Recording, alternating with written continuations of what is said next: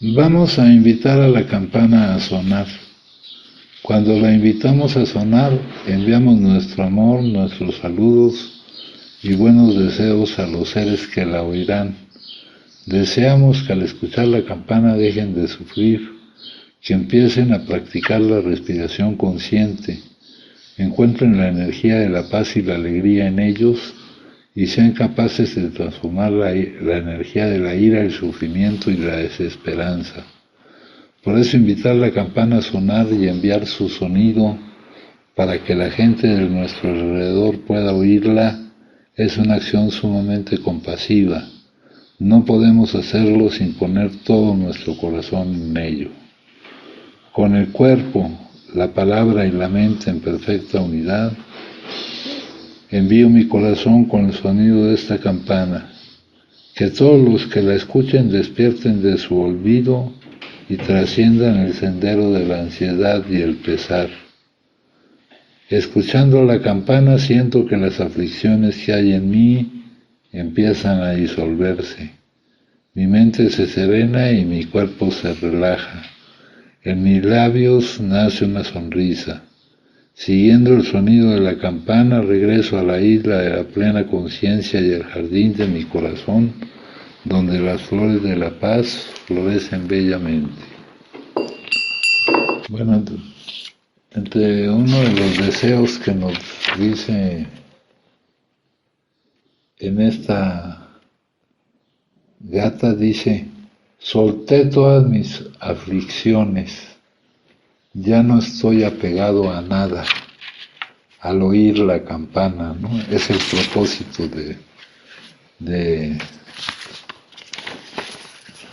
el canto de la gran campana, el fin del sufrimiento, que recita el maestro Thich Nhat Hanh, ¿no?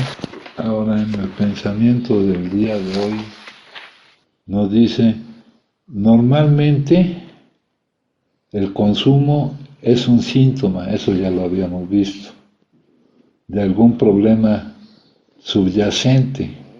Aquí dice de personalidad, de nuestra manera de ser, de nuestra falta de resiliencia. Es la forma en que los adictos expresamos nuestras inadaptaciones a la vida. Ya vimos que estar desadaptado a la vida es equivalente a estar esperando a que la vida se adapte a nosotros. Es equivalente a aferrarnos a tener el control de nuestra vida, a no comprender que la vida es la que nos vive a nosotros, a que la vida es la bailarina y nosotros somos el baile. Creo que desde el principio yo fui un adicto potencial. La frase adicto potencial la usa en el libro azul Bill W. para un adicto que está desarrollando la progresividad de la enfermedad. En realidad es un adicto, porque ya vimos que un adicto esté en el principio de la curva de la progresividad, esté a medio camino, esté ya en un punto muy avanzado, se encuentra en la misma situación. Dice aquí, no me adaptaba a la vida, ¿no? Esto nos recuerda en la opinión del médico. Vamos a tratar de estar pues juntando algunas de las cosas, ¿no? Aquí, de hecho, tanto el libro como otra literatura de AA caracteriza mucho la adicción por la pérdida de control de la cantidad que se consume. Por ejemplo, en la opinión del médico, él habla de la pérdida del control, ¿verdad?, de la cantidad que se consume. La menciona como la alergia orgánica. También aquí, en la opinión del médico, nos dice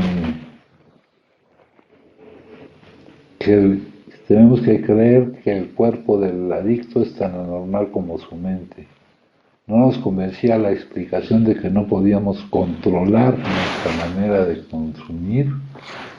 O sea, esto nos lleva al segundo punto que se presenta en el ciclo adictivo.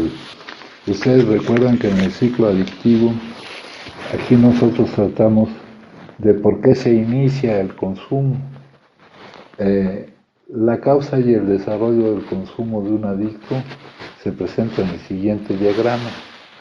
Y lo que distingue a un adicto de otro tipo de consumidor es la causa por la que consume y la forma en que consume. La forma en que consume es esa pérdida del control de la cantidad que consume. La mayor parte del libro se aboca a la pérdida del control de la cantidad que consume, lo cual viene después del inicio del consumo, ¿no? Después del inicio. Poco nos habla el libro de por qué se inicia el consumo. No nos menciona lo de la negación inconsciente a vivir determinadas emociones, más la mentira de que consumiendo es posible no vivirlos, más la consideración de que esta negación a vivir esa emoción se trata como una necesidad primaria de supervivencia que el cerebro maneja como una reacción, como una urgencia inaplazable. No es una decisión, no es una elección, ¿no? Entonces el libro habla mucho más de la pérdida de control que de la causa por la cual se inicia el consumo, ¿verdad? Acá, pues esto se ve como un diagrama, este es el ciclo adictivo, ¿no? Está la urgencia inaplazable, que es el craving brain, el mandato bioquímico por consumir, ¿no?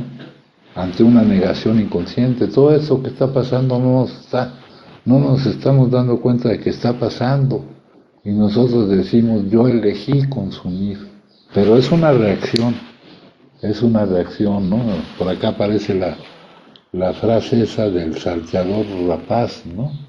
Es como si tú estuvieras en cierto punto de tu situación vital y te cayera encima un salteador rapaz que es el consumo, el cual no depende de ti. El adicto no consume porque quiera consumir, consume porque no puede no consumir, ¿no? Entonces, eso es importante.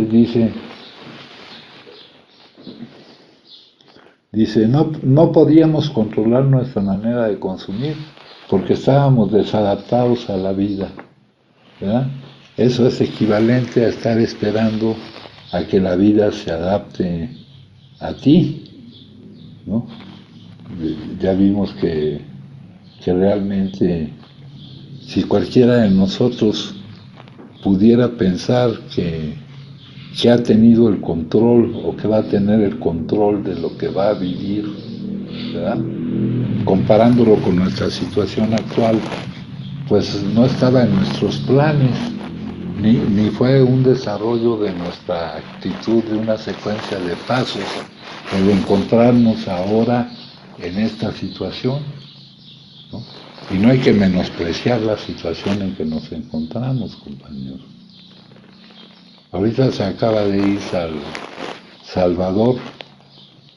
Salvador dice que no pudo dormir, no sabe ni lo que va a hacer ni nada. Es muy probable que consuma, ¿no? Él pone pretextos de que va a ir al Fray Bernardino, tiene problemas psiquiátricos. Se presenta la dualidad, o sea, la comorbilidad, mucho con problemas psiquiátricos, ya sea que esos problemas psiquiátricos sean origen del consumo o causa del consumo, ¿no? Se presentan. Bueno, entonces aquí nos dice, estábamos desadaptados de la vida, estábamos Es lo mismo que nos dice el número uno de cómo lo ve Bill. Ese se lo repito mucho, porque es exactamente lo que nos dice. Nos dice, y esto refuerza una cosa muy interesante. Con frecuencia se ha dicho respecto a a la comunidad de Alcohólicos Anónimos, que es una comunidad terapéutica, porque ya vimos que los grupos de AA son comunidades terapéuticas. Todos los grupos son comunidades terapéuticas, pero no son las únicas comunidades terapéuticas.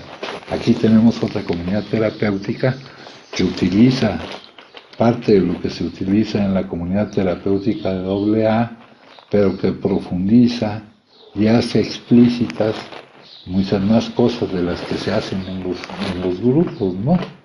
Dice, con frecuencia se ha dicho con respecto a AA que solo estamos interesados, aquí dice, en el alcoholismo, se está refiriendo al consumo. Estamos hablando de la adicción en general. Estamos interesados en el consumo. Estamos interesados en que no se presente el síntoma. Pero es imposible que no se presente el síntoma si no se va trabajando sobre la causa del síntoma, el cual es la verdadera enfermedad. Pero cualquiera que conozca a un adicto por el trato personal sabe que ningún adicto verdadero deja de consumir permanentemente a menos que experimente un profundo cambio, ¿verdad? Por ahí decimos, ya mezclando lo que se habla de la enfermedad con lo que se dice de la espiritualidad. Acá dice, preguntarle a cualquier psicólogo, cualquier psicoterapeuta, cualquier director o consejero de los problemas de la mente y confirmará lo que yo digo. Es un hecho bien conocido en su profesión que los clientes que a ellos acuden no lo hacen para ser curados, solo quieren aliviar los síntomas. Es como querer deshacerte de la manifestación de la enfermedad, que es el no poder, no consumir, sin deshacerte de la causa que ya vimos que es una negación inconsciente, que es una reacción a la vida, que es una manera de creer que eso nos ayuda a soportar la vida, porque para el adicto la vida es insoportable, ¿no? Y eso requiere una introspección seria, porque no es fácil darse cuenta de esto. Tomar conciencia de estas cosas nos lleva mucho tiempo. Aquí dice, solo quieren aliviar los síntomas, demostrar que han hecho un esfuerzo, ¿verdad? Y es el principal problema que tenemos, ¿no? Aquí nuestro problema no es conseguir trabajo, compañero. Porque consigues el trabajo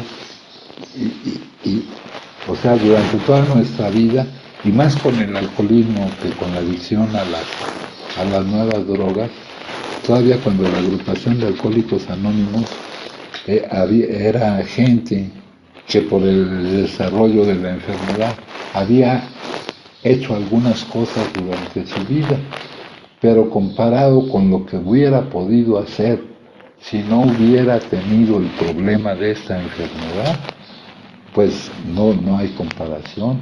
El estado actual de nuestra vida, nuestra situación vital ahora, es una consecuencia directa de nuestro alcoholismo, ¿verdad? Es una consecuencia directa de nuestro alcoholismo. No llevamos una vida preparada para que esta situación vital que estamos viviendo hoy estuviera organizada para que no nos trajera tantas dificultades, ¿verdad? Luego dice aquí, que han hecho un esfuerzo de aprender algún truco para usarlo ellos mismos, dejar sentado que no tienen remedio. Aquí también hemos tenido casos, ¿verdad?, de personas que insisten en que ellos no tienen remedio. Dice aquí, y no hay que pueda curarlo. La excepción es la persona que realmente quiere curarse. Hablando de una enfermedad incurable, ya sabemos que aquí la palabra curarse se sustituye por mantener bajo control la enfermedad.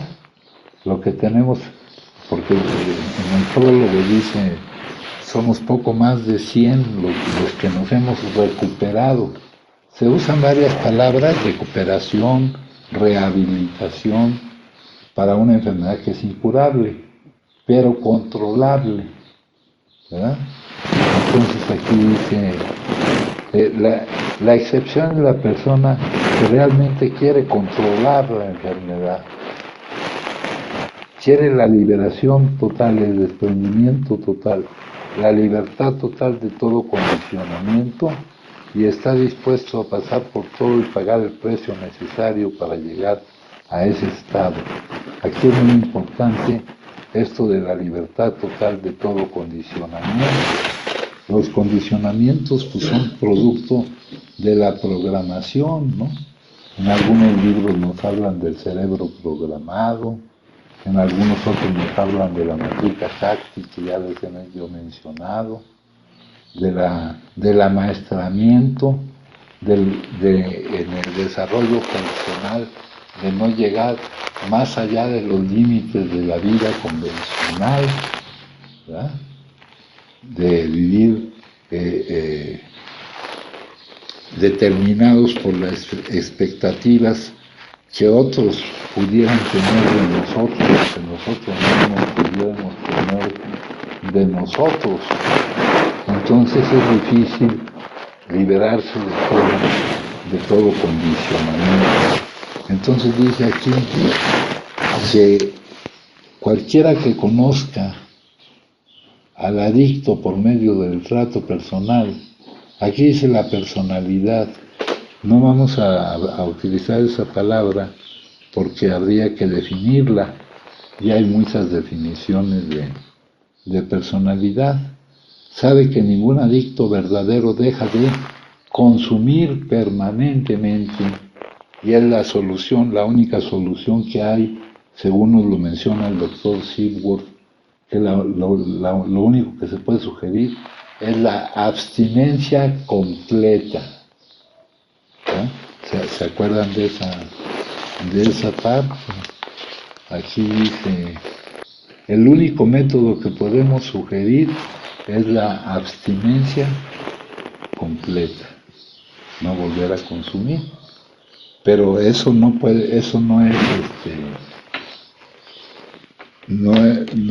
es determinado por tu voluntad, ni el que consuma ni el que no consuma, ¿no? Aquí nos dice,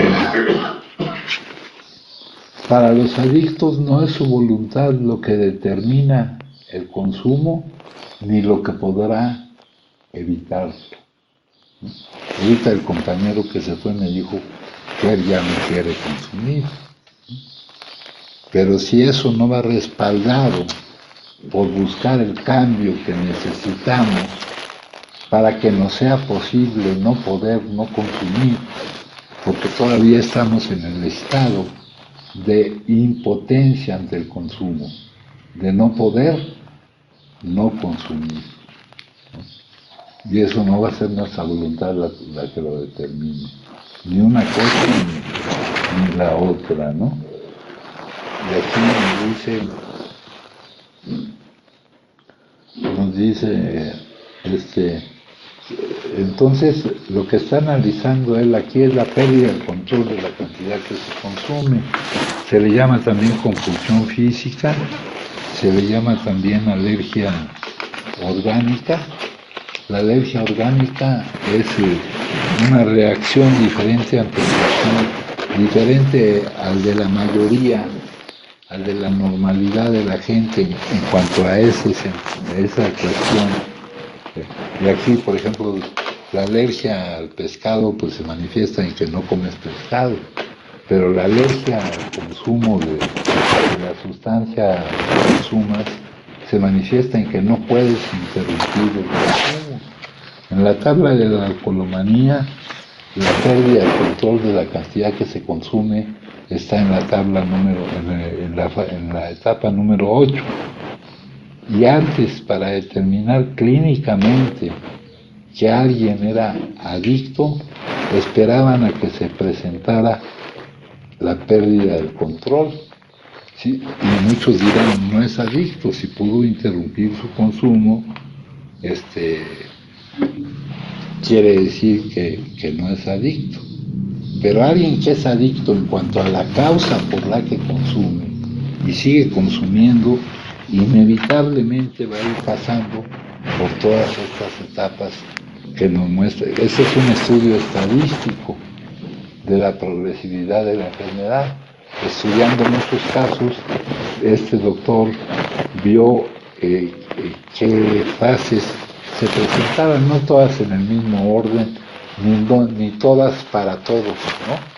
Algunos nos saltamos ciertas fases y caemos en fases más avanzadas, y no todos no es para todos, pero es un buen ensayo de la progresividad de la enfermedad. Aquí nos dice, aunque nosotros trabajamos en nuestra solución en un plano espiritual y altruista, estamos en favor de aquí dicen hospitalización, nos quieren decir de la contención del adicto, que está nervioso o con la mente nublada. La mayoría de las veces será necesario esperar hasta que se aclare la mente del individuo para conversar con él, y ya que entonces habrá más posibilidades de que entienda y acepte lo que podemos ofrecerle. Aquí dice, la importancia para quienes son adictos. Dice, me parece que el tema presentado en este libro es de suma importancia para quienes son adictos al alcohol. Porque hay gente que hace diferencia entre otro tipo de adictos y los adictos a la droga, alcohol, ¿no? Había uno que llegó a ser delegado del área centro de allá, un cuate que manejaba bastante estas cuestiones, decía que la diferencia era que el alcohol era legal, pero ahora están cambiando tanto las cosas que esa no es. Cuando esto se escribió, el alcohol era ilegal, ¿verdad? Otras sustancias que han sido ilegales ya se están legalizando, entonces eso no puede ser la diferencia. Y aquí nos dice que ya los médicos, nos lo dice en 2 ocasiones, que los médicos sabían lo que necesitaba el adicto como solución a su problema. El doctor Silworth le llama algún tipo de psicología moral, y en el capítulo 2 ya hay una solución. El doctor Carl Gustav Jung, bueno, en el capítulo 2 nos dice que la solución es, vamos a quitarlo de experiencias espirituales profundas y efectivas y a sustituirlo por un cambio que ha revolucionado toda nuestra actitud hacia la vida, hacia nuestros semejantes y hacia el universo de Dios. Aquí dice el doctor Silworth. El doctor Silworth dice, fue a verlo el alcohólico Roland H. allá a Suiza, y le dice, tiene usted la mente de un adicto crónico. En los casos que han existido estados mentales similares al suyo, nunca he visto recuperarse a nadie. Nuestro amigo se sintió como si las puertas del infierno se hubiesen cerrado con estruendo tras él. Preguntó al médico, no hay ninguna excepción, y aquí Jung le contesta de excepciones que no las ha visto él, pero que sí ha sabido que la hay. Sí, las hay desde tiempos remotos aquí y allá, de vez en cuando, algunos adictos han tenido estos cambios, estas experiencias espirituales vitales. ¿Por qué le digo cambio? Porque en el apéndice 2, cuando trata la experiencia espiritual, nos dice experiencia espiritual y despertar espiritual, términos usados muchas veces, y aquí nos dice que es el cambio necesario para dar lugar a la recuperación. Aquí volvemos a sustituir la palabra recuperación por control de la enfermedad, ¿no? ¿Por qué no podemos usar la palabra recuperación? Porque acá en la página 78 nos dice, no estamos curados, lo que tenemos es una suspensión diaria de nuestra sentencia que depende del mantenimiento de nuestra condición espiritual. Y aquí en la página 78, acá nos dice, es una suspensión diaria de nuestra sentencia, porque la plataforma de la cual partimos cuando empezamos a buscar esto es la admisión de nuestra impotencia ante el consumo, de no poder no consumir, ¿verdad? Y que por esa razón no nos hemos podido hacer responsables de las distintas áreas de nuestra vida, ¿verdad? Dice, lo que en realidad tenemos es una suspensión diaria de nuestra sentencia que depende del mantenimiento de nuestra condición espiritual. Ahora, ¿qué es ese mantenimiento de nuestra condición espiritual? Poder decir, sin rebeldía, resistencia ni conflicto, hágase tu voluntad, no la mía. Sí, Padre.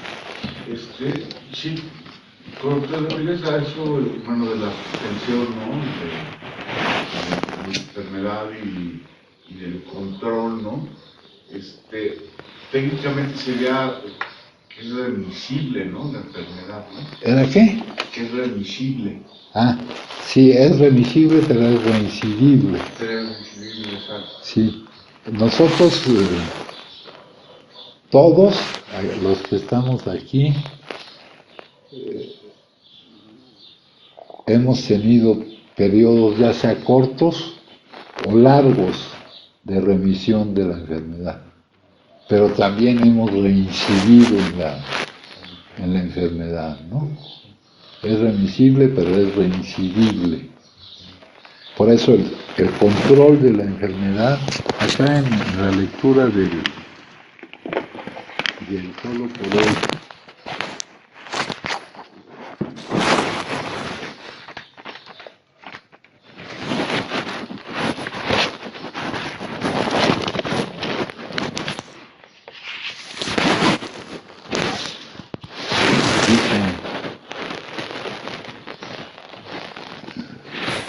al cabo de un tiempo en recuperación, es posible que nos enfrentemos a lo que parecen problemas personales abrumadores, sentimientos de ira y desesperación. Cuando nos damos cuenta de lo que pasa, tal vez nos lamentemos, pero he trabajado tanto, yo pensaba que estaba recuperado quizás, ni por asomo. Oímos infinidad de veces que la recuperación es un proceso continuo y que nunca estamos curados. O sea, el control de la enfermedad es un proceso continuo y que nunca estamos curados. Sin embargo, a veces creemos que si trabajamos lo que aquí se nos sugiere, lo suficiente, rezamos bastante, vamos a muchas reuniones, con el tiempo, bueno, quizás lo curemos, quizás no nos curemos, pero algo haremos y hacemos algo, nos recuperamos de la adicción activa, es decir, el síntoma permanece en remisión. Por muchas cosas que hayamos resuelto mediante el proceso de lo que se nos sugiere, siempre habrá algo más. Emprendemos una y otra vez el proceso para ocuparnos de lo que nos molesta. Cuando nos empleemos en este proceso de cambio, más confiaremos en él porque veremos los resultados.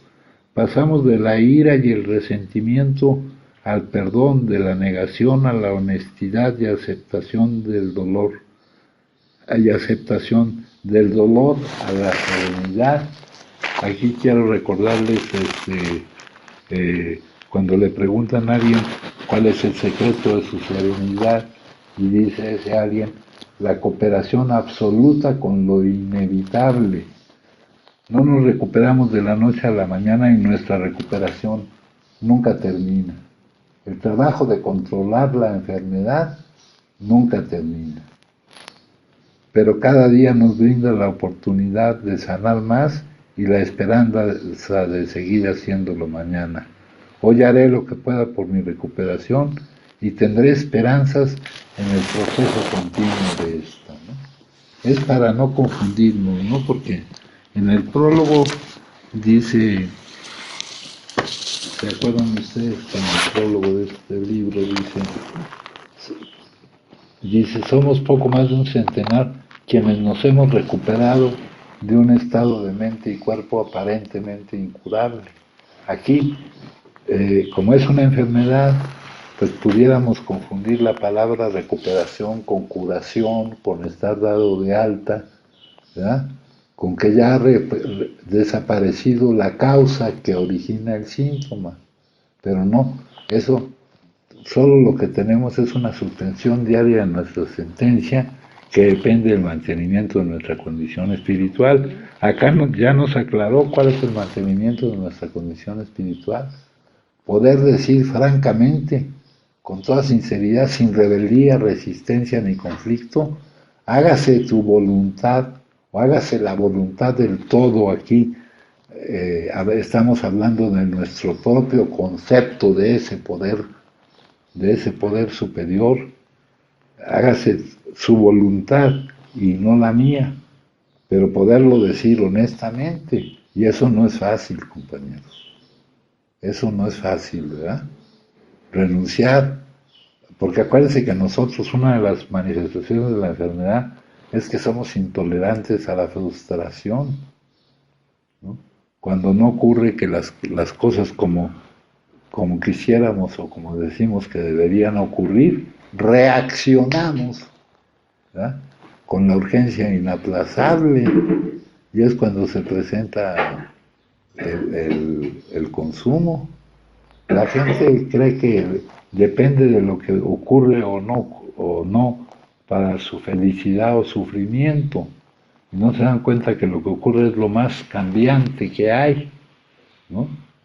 La libertad que buscamos es que nuestro estado emocional no depende de lo que ocurra, sino que dependa de nosotros, ¿verdad?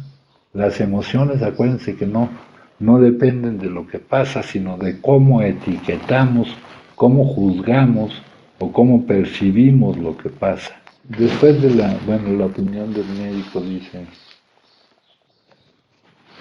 en esta confirma que los que hayamos sufrido la tortura adictiva, fíjense esa frase, la tortura adictiva, la tortura de estar viviendo la adicción activa, ¿no?, que es lo mismo que estar dando vueltas en este ciclo adictivo sin poder salir de él, ¿verdad? Viéndolo así representado en un diagrama, pues no se puede imaginar que es una tortura, pero habiéndolo vivido, y habiéndolo vivido lo suficiente para tomar conciencia de que es una tortura, porque no es fácil tomar conciencia de que esto es una tortura, vivir así, ¿no? Ayer hablaba yo con un compañero de las consecuencias que para él ha tenido su consumo, y no eran consecuencias tan pesadas, pero hay que analizar también la causa por la cual se procedía de esa manera, ¿verdad? La causa por la cual se presentaba. Aquí el determinar si somos adictos o no, porque no todo el que consume es adicto, ¿verdad? Tenemos el adicto moderado, el adicto excesivo y el adicto de ocasión, del cual nos habla Martí Mann. Para determinar si uno es adicto o no, es una determinación que tenemos, que no podemos hacer más que cada uno de nosotros mismos, ¿verdad? Pero la admisión de esa impotencia no es solamente seguir el ejemplo de todos aquí que nos presentamos como adictos, sino hacer lo que corresponde a tener la conciencia de cuál es nuestra situación, es decir, trabajar en este cambio como una cuestión prioritaria, porque si no, no se está admitiendo nada más que verbalmente, ¿no?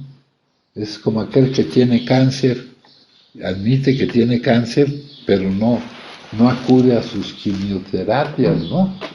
Aquí nuestras terapias pues a veces son un poco agresivas, pero menos agresivas como para que se nos caiga el pelo, o bajemos de peso, o cosas así, ¿no? Luego dice aquí, su aplicación presentaba dificultades fuera de nuestros conceptos. Los médicos no podían aplicar lo que sabían que necesitábamos. Aquí nos lo dice Silworth, presentaban dificultades fuera de nuestros conceptos.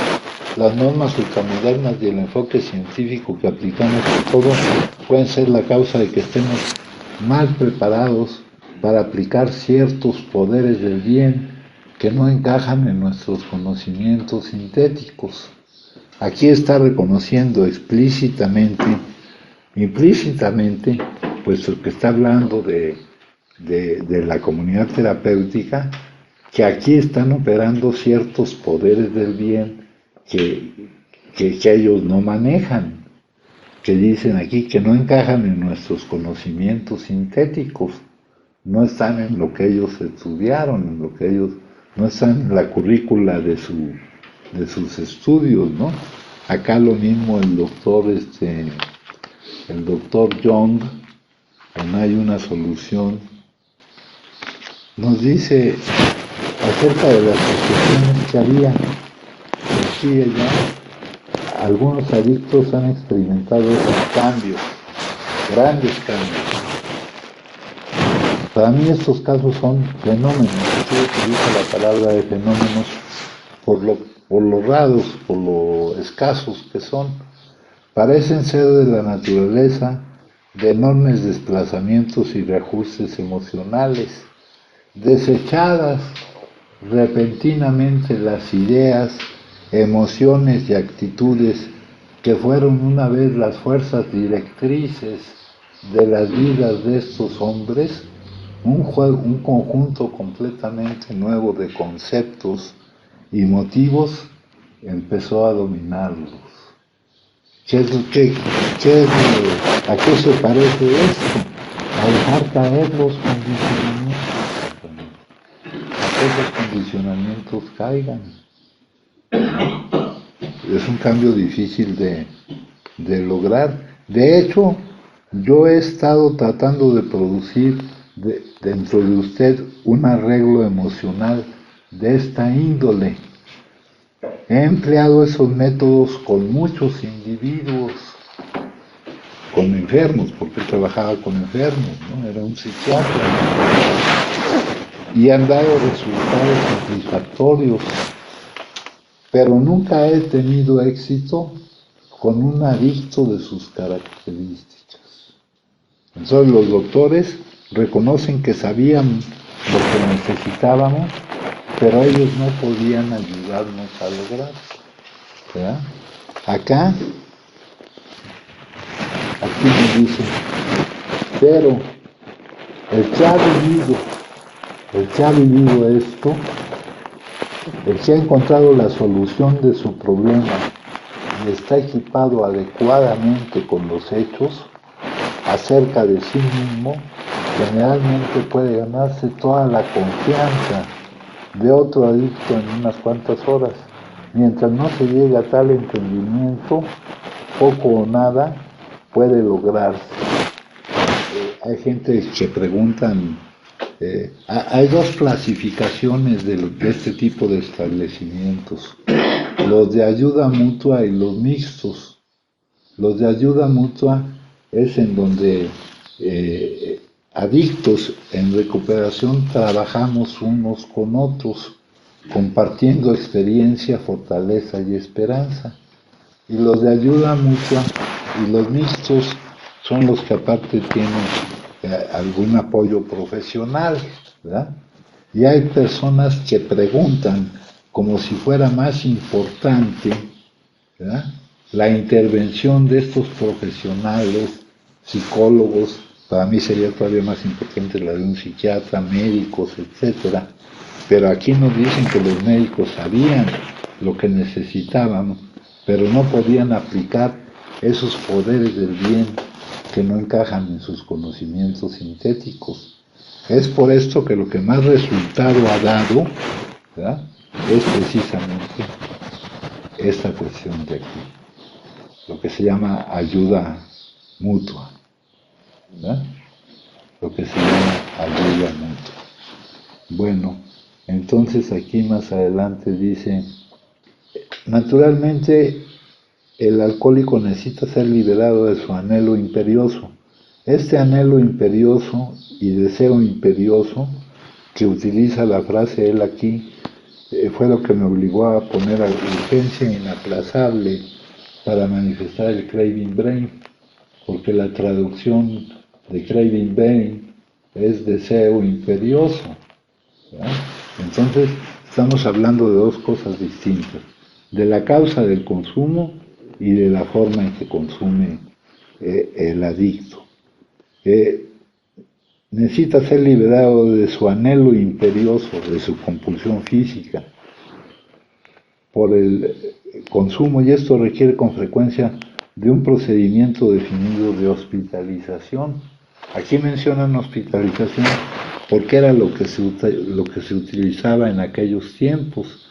En aquellos tiempos, algún prospecto con el que iban a trabajar los hospitalizaban, ¿no? Nos hablan del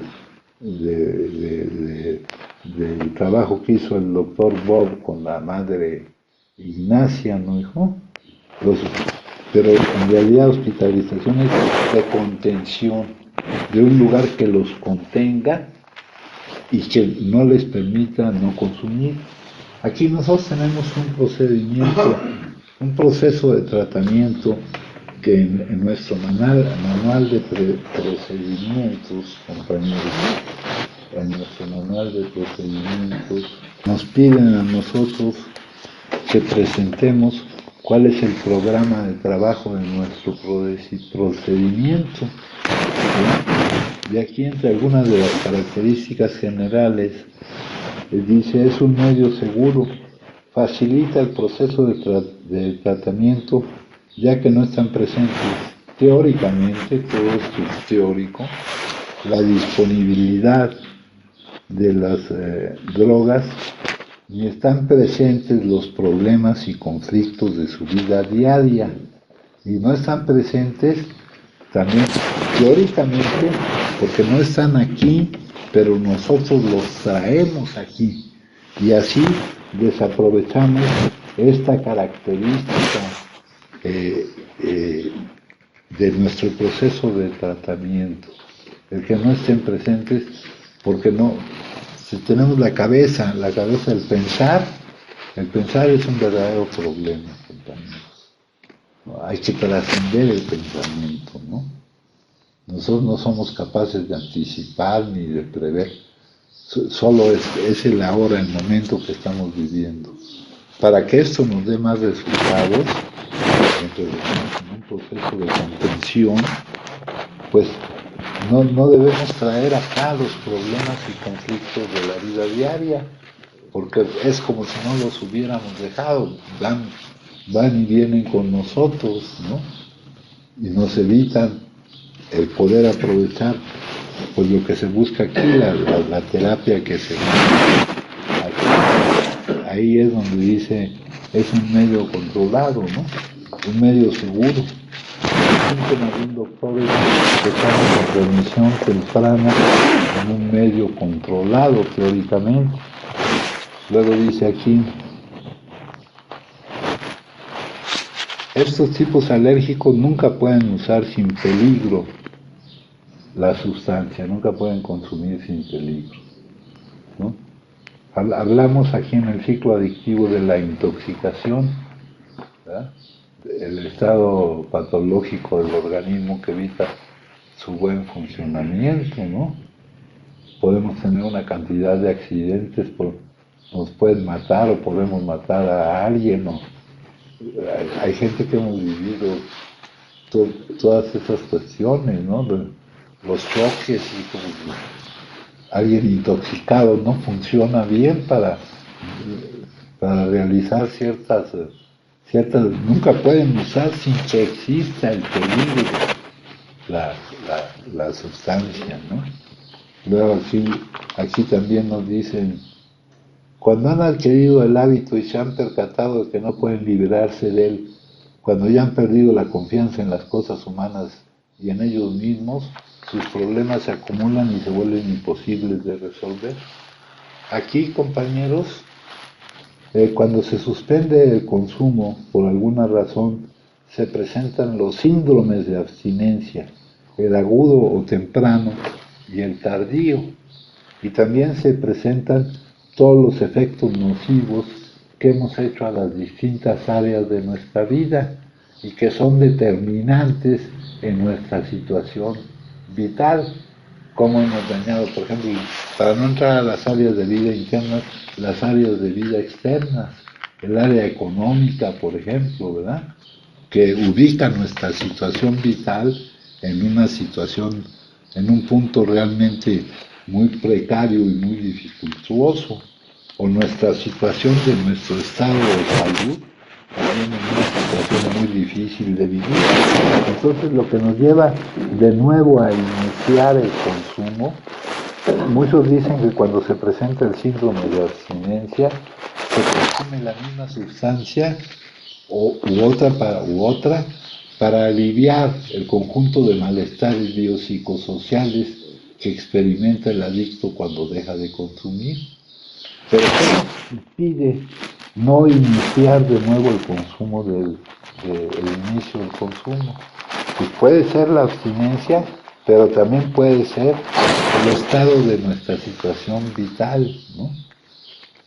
Pues ya no sabes si no puedes, si vuelves a consumir por la supresión que así te lo exigen, ¿verdad?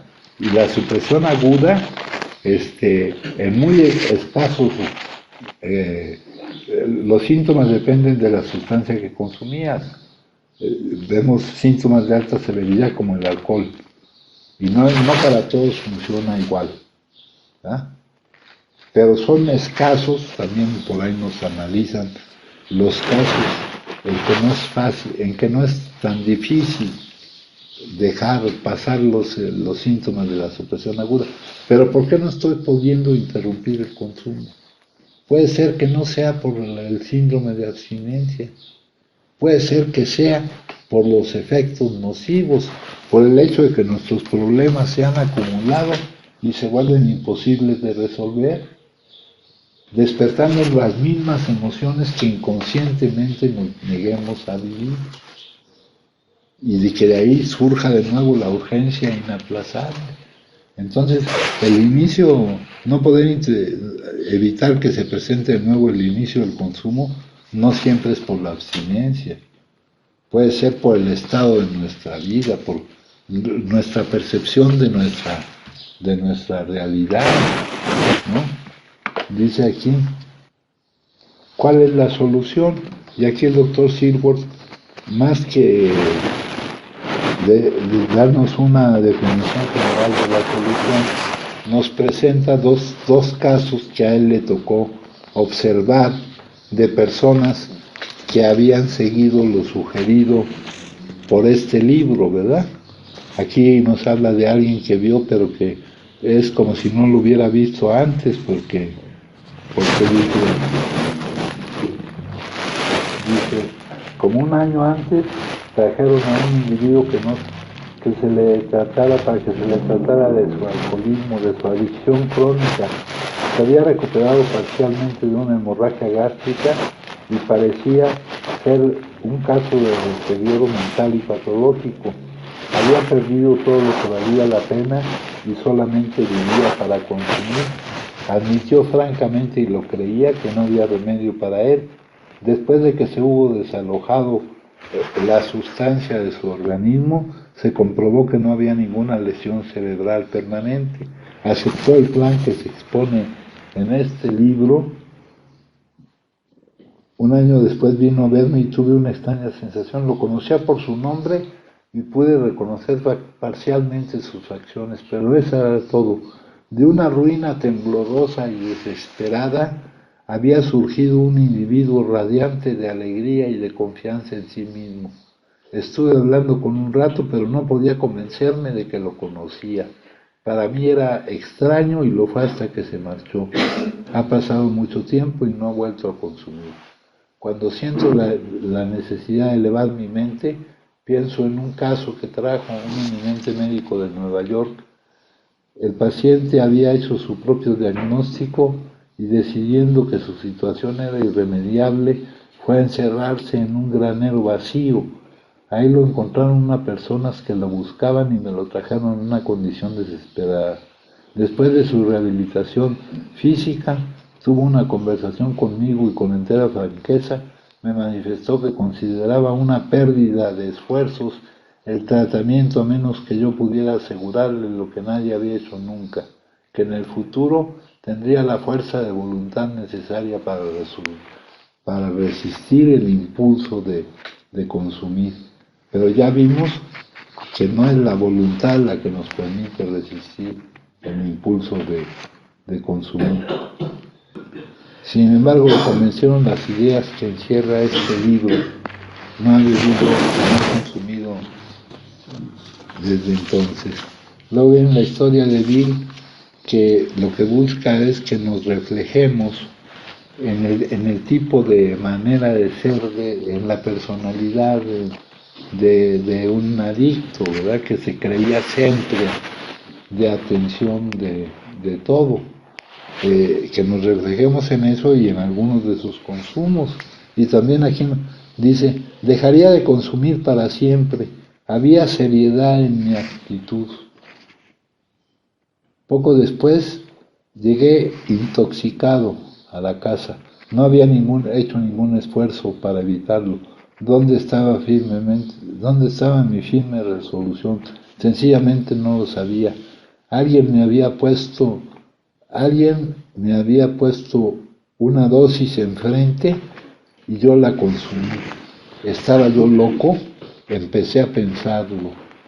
Acá nos dice, compañeros, si el hecho de que iniciáramos el consumo fuera producto de nuestra voluntad, se podría considerar como una locura.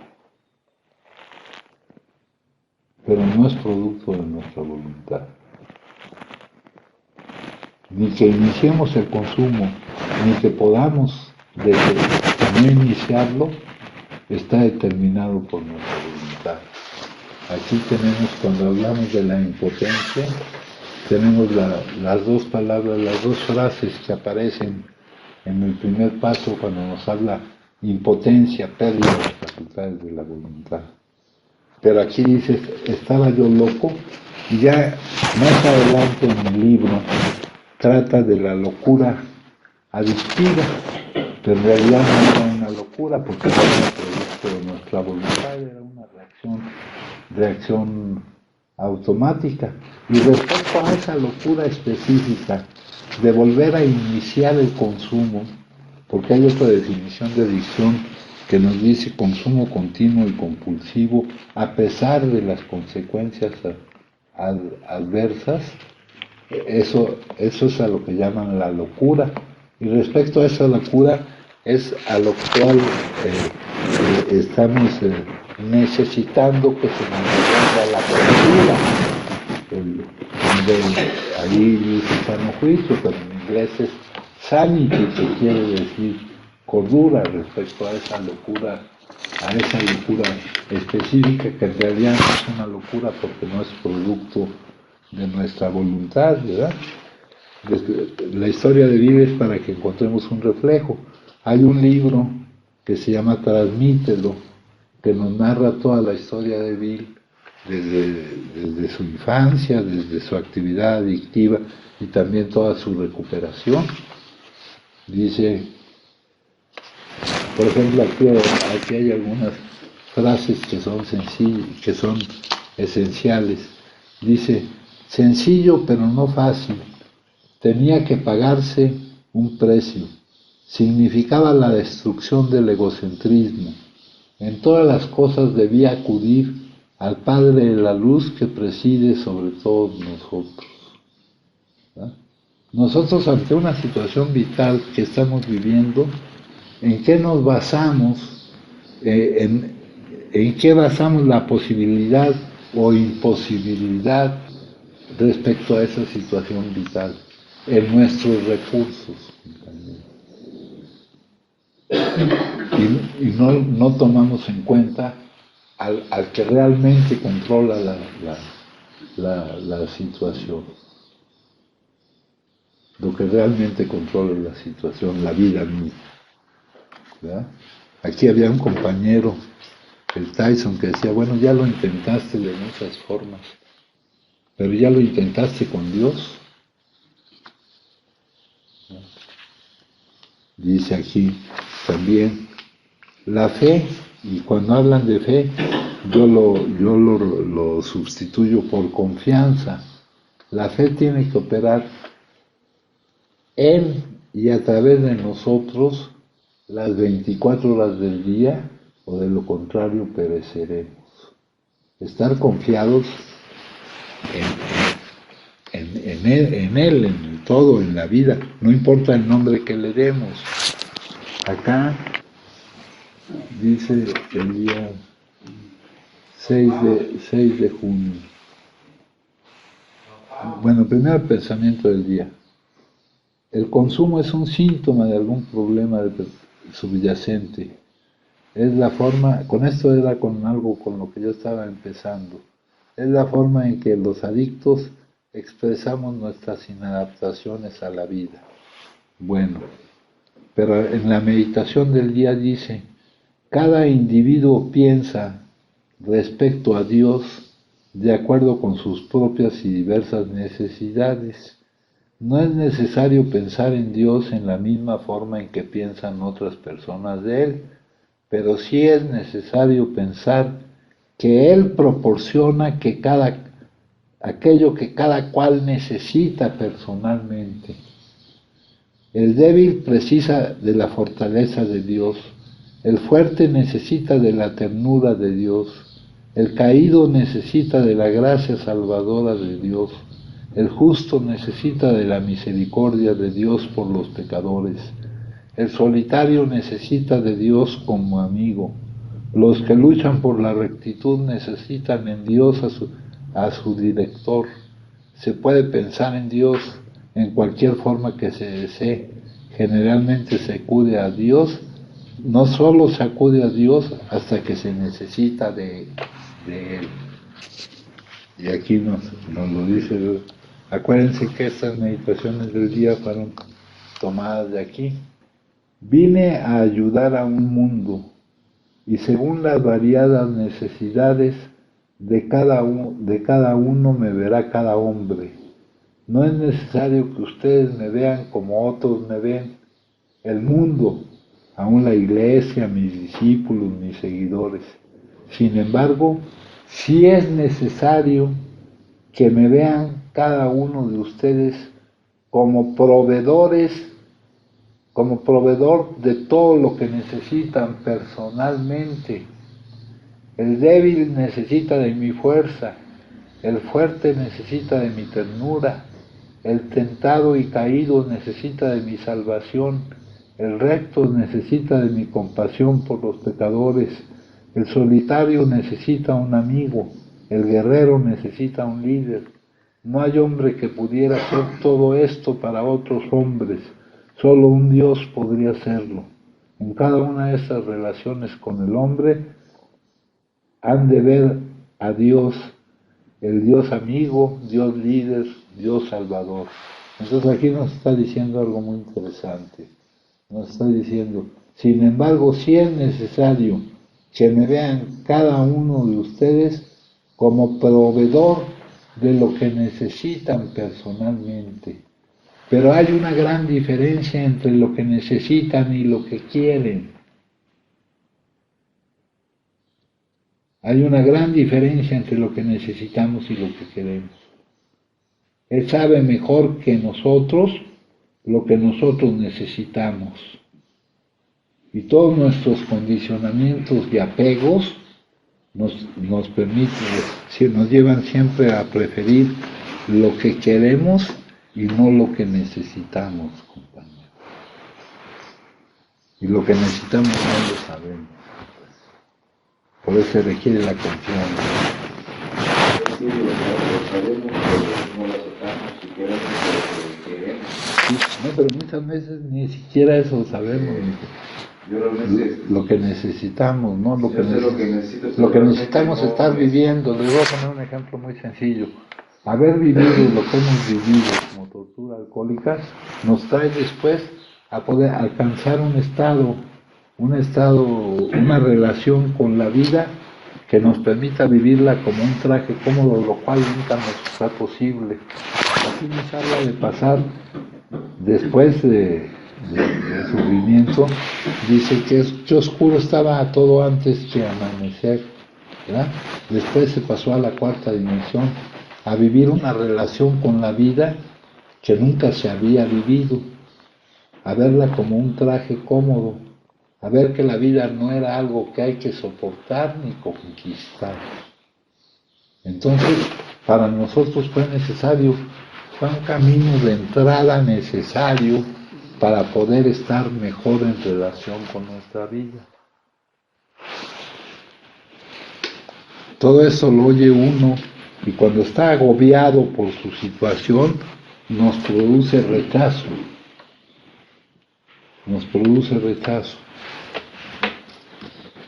Aquí dice, hay una solución, ya les dije que ese es el gran cambio. Luego aquí nos da un tip.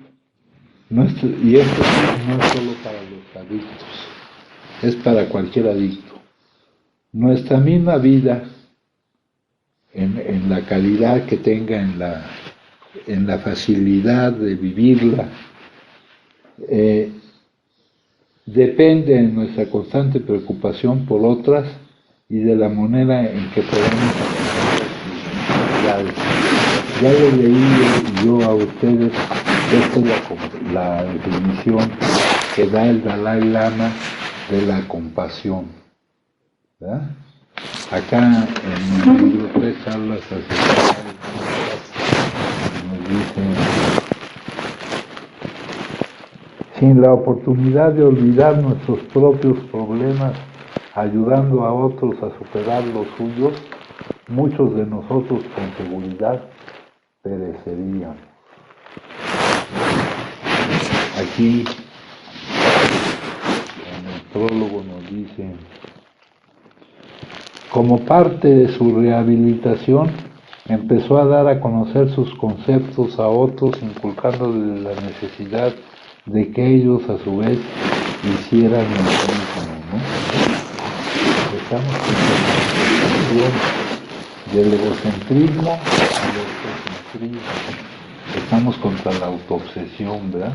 La fuente de todas las miserias del mundo consiste en pensar en uno mismo. La fuente de toda la felicidad consiste en pensar en los demás. Ese es un parrafito más largo, pero básicamente eso es lo que... Pero nosotros estamos autoobsesionados. Luego aquí, en el capítulo 3, acerca de la adicción que nos habla de la locura adictiva, en el sentido en que ya se lo mencionó antes, nos llegan, la mayoría de nosotros hemos estado remisos a admitir que éramos realmente adictos. No es extraño que nuestras carreras de consumidores, nuestra actividad adictiva, se haya caracterizado por innumerables y vanos esfuerzos para probar que podíamos consumir como otras personas. En esto yo no estoy de acuerdo. Cada vez que iniciamos nuestro consumo, nosotros no pretendemos probar que podemos consumir como los que no son adictos. No pasa por nuestra mente esta preocupación.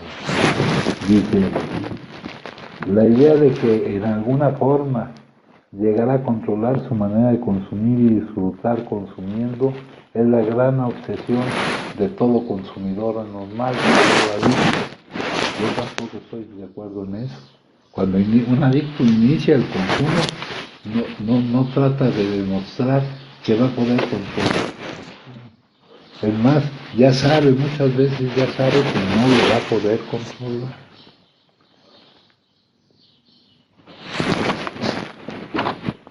La persistencia de esta ilusión es sorprendente. Muchos la persiguen hasta las puertas de la locura o la muerte. Llegamos a comprender que teníamos que admitir en lo más profundo de nuestro ser que éramos adictos. Este es el primer paso hacia la recuperación. Pero esa admisión no es una admisión de decir sí soy adicto. Esa admisión lleva consigo la necesidad de que hagamos lo necesario, lo correspondiente a la situación que estamos admitiendo, a la necesidad de ese cambio, a la construcción de esa base espiritual para la vida. Porque en el capítulo 4 nos dice que estamos ante una alternativa. Seguir siendo como somos, reaccionar a la vida de la misma manera, ¿verdad? O dejar de producir las emociones que nos lleven inconscientemente a negarnos a vivirla y tomar esto como una necesidad de sobrevivencia y volver a iniciar el consumo. Como dice aquí, nosotros los adictos somos hombres y mujeres que hemos perdido la capacidad para controlar nuestra manera de consumir. De nuevo, les digo yo, este libro se centra más en la pérdida del control que en la causa por la cual se consume. Dice, unánimemente estamos convencidos de que los adictos de nuestro tipo padecemos de una enfermedad progresiva. Después de cierto tiempo empeoramos, nunca mejoramos. Dice aquí, hemos probado todos los remedios imaginables. Los médicos que están familiarizados con la adicción están de acuerdo en que no hay tal cosa como convertir a un adicto caracterizado por la causa y la forma en que consume como un consumidor que no es adicto. Es imposible. No lo dice más acá adelante. Eso nos mete dice, aunque no hay manera de comprobarlo, creemos que pudimos haber dejado de consumir al principio de nuestras carreras, pero la dificultad está en que son pocos los adictos que tienen suficiente deseo de dejar de consumir mientras todavía les queda tiempo para hacerlo. Hemos oído de algunos casos en que individuos con señales definidas de alcoholismo y debido a un irresistible deseo de hacerlo, pudieron dejar de consumir por un largo periodo.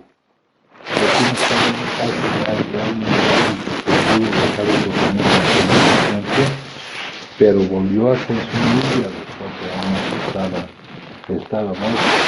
Un adicto, una vez adicto para siempre. Lo mismo que es decir que la enfermedad es incurable.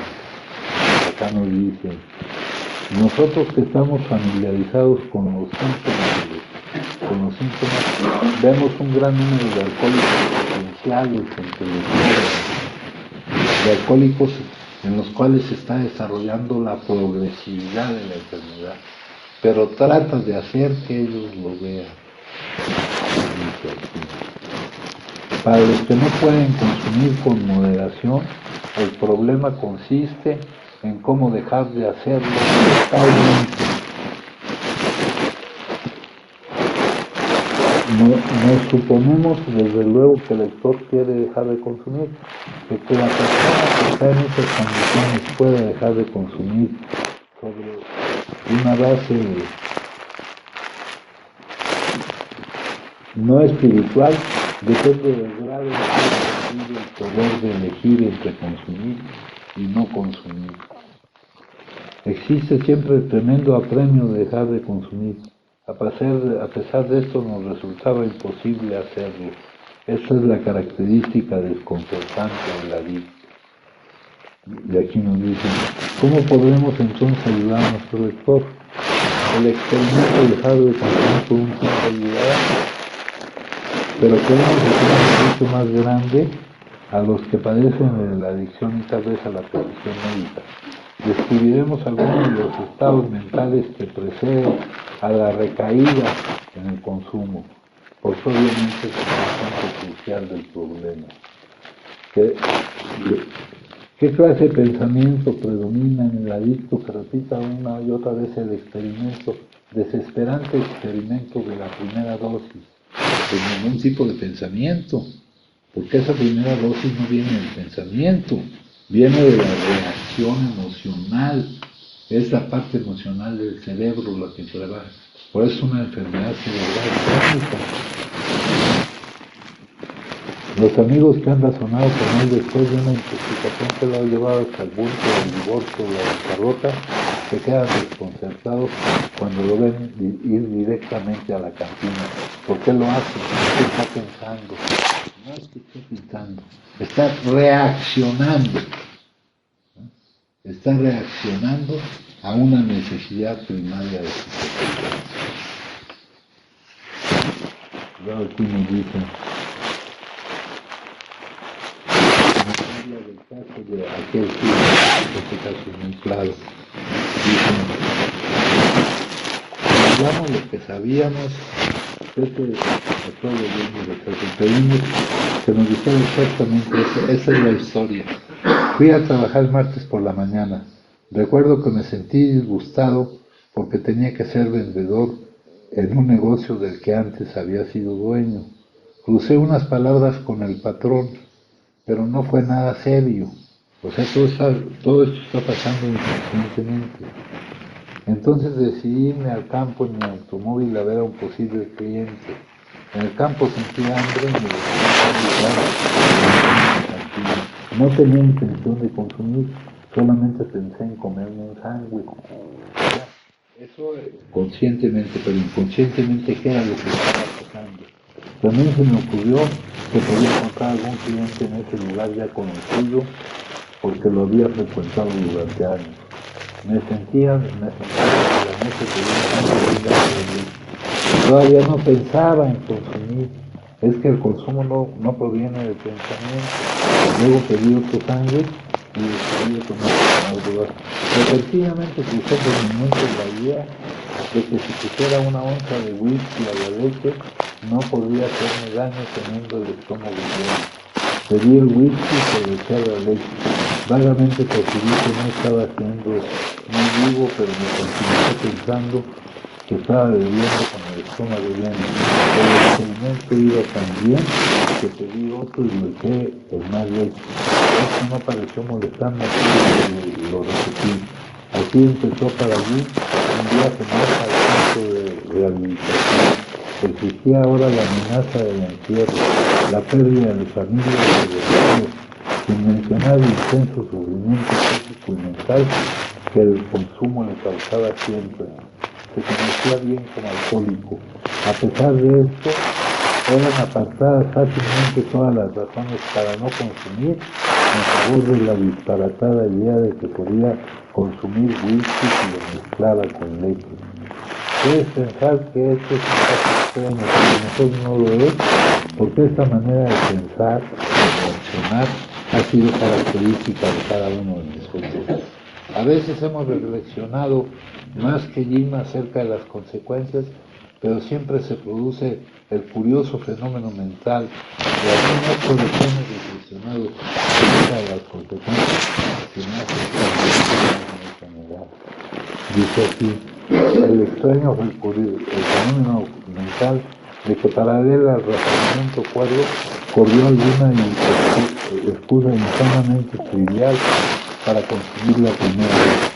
Nuestra cordura no fue suficiente para frenarnos, la idea insana predominó.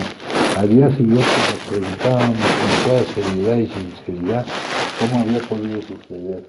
En algunas circunstancias hemos ido a intoxicarnos deliberadamente. Y aquí hay una diferencia que yo tampoco estoy muy seguro que exista. Un consumo casual o un consumo deliberado, sintiéndonos justificados por el nerviosismo, la ira, la preocupación, la depresión, los celos o cualquier otra cosa.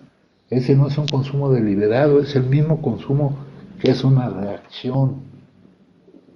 Entonces dice, pero aún tratándose de esta forma de empezar, estamos obligados que nuestra justificación por una intoxicación fue insanamente insuficiente, tomando en cuenta lo que siempre había pensado.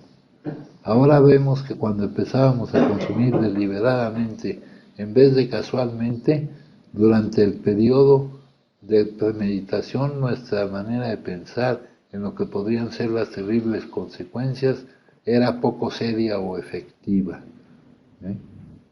Y es que en realidad no se pensaba. A lo único que se reaccionaba era la urgencia inaplazable por el consumo. No se pensaba en las consecuencias. Luego dice, con respecto a la primera dosis, nuestro proceder es tan absurdo e incomprensible como el del individuo, pongamos por caso, que tiene la manía de cruzar a media calle. Siente cierto placer en saltar frente a vehículos que van a gran velocidad. Durante unos años se divierte así, a pesar de las amistosas advertencias. Hasta aquí tú lo calificarías como un tonto con ideas raras acerca de lo que es divertirse. Más tarde la suerte lo abandona y es lastimado levemente varias veces seguidas. Pensarías que aquel individuo, si es normal, no lo vuelve a hacer. Al poco tiempo, sin embargo, reincide y esta vez sufre una fractura de cráneo. Después de una semana de salir del hospital, lo atropella un tranvía y le rompe un brazo. Te dice que ha decidido dejar de cruzar a media calle de una vez por todas, pero a las pocas semanas le rompen las dos piernas. A través de los años continúa su conducta, acompañada de sus promesas de ser cuidadoso y de alejarse de la calle del todo. Por fin ya no puede trabajar, su esposa se divorcia de él y queda en ridículo ante todos. Trata por todos los medios imaginables de quitarse de la cabeza la idea de cruzar a media calle. Se encierra en un centro de tratamiento con la esperanza de enmendarse, pero el día en que sale topa con un carro de bomberos y le rompe la columna vertebral. Un individuo como este tiene que estar loco, ¿no es así? Puede parecerse que nuestra ilustración es muy ridícula, pero es así. Nosotros que hemos tenido experiencias agobiantes, tenemos que admitir que si se sustituyera manía de cruzar a media calle por adicción, la ilustración encajaría perfectamente en nuestro caso. Entonces es uno de los ejemplos que nos trae aquí en este capítulo de la locura, que ya les digo que no puede llamarse locura porque no proviene de nuestra voluntad, sino de una reacción que no está controlada por nuestra voluntad. ¿Alguien gusta compartir? ¿No? Nadie. Bueno, pues entonces, pues vimos varios temas, ¿no? De lo que es esto, ¿no? El que compartan no significa que estén de acuerdo con lo que aquí hemos dicho, también podrían estar en desacuerdo, manifestar que no están de acuerdo con lo que se ha dicho, ¿no? Bueno, pues entonces les agradezco mucho.